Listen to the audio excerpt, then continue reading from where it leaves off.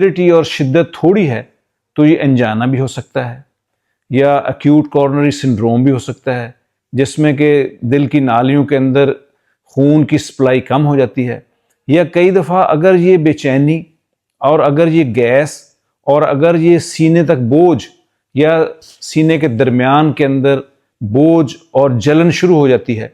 और ये 15-20 मिनट या आधा घंटा तक जाती है, ये दिल की किसी बड़ी नाली का ब्लॉकेज का पेशखैमा भी हो सकता है। तो इन सूरत हाल में हमें सिर्फ अपने आप तक या घर तक या सिर्फ एंटासिड ले लिए, कोई चबाने वाली गोली ले ली, या कोई मैदे का शरबत पी लिया, या ओमेप्राजोल या राइजिक का साशे पी लिया, सिर्फ इसी पर हमें भरोसा नहीं करना चाहिए। उस सूरत हाल में हमें एक तो गोली है जो ज़ुबान के नीचे रखने वाली है, अक्सर डॉक्टर्स इसको प्रिस्क्राइब करते हैं कि अगर आपको ये मसाइल हों तो आप ज़ुबान के नीचे एनजीसिड की गोली या जीटीएन नाइट्रोग्लिसराइड ये हम ज़ुबान के नीचे रख कर देखें, हो सकता है इससे हमें कुछ रिलीफ महसूस हो। या डिस्प्रीन का इस्तेमाल भी उस सूरत हाल में बहुत से लोगों को फ़ायदा देता है अगर ये कम शिद्दत वाली दिल की तकलीफ़ है,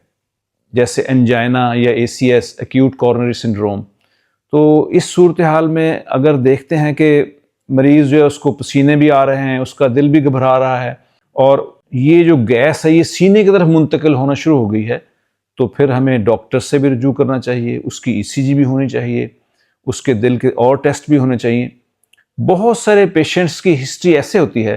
कि उनको गैस की तकलीफ़ हुई और सीने में बोझ भी था, गर्दन तक चला गया और सेंट्रल में बोझ था, जलन हो रही थी, उन्होंने समझा शायद खुराक की नाली की कोई जलन है और वो किसी डॉक्टर के पास चले गए या किसी मेडिकल स्टोर पर चले गए या किसी एमरजेंसी में चले गए, उन्होंने भी तवज्जो न की और यही समझा कि नहीं इसको तो गैस की तकलीफ़ है, सिर्फ गैस का इलाज करते रहे। और फिर थोड़ी देर बाद जब पेशेंट की हालत ज़्यादा बिगड़ने लगी और ज़्यादा ख़राब होने लगी और उस वक्त फिर चेक किया, ईसीजी हुई या दूसरे टेस्ट हुए, तो पता चलता है कि ये तो हार्ट अटैक था। लेकिन कई दफ़ा इसमें बहुत ज़्यादा देर हो जाती है, हत्ता कि मरीज़ की हालत ज़्यादा अबतर हो जाती है। इसलिए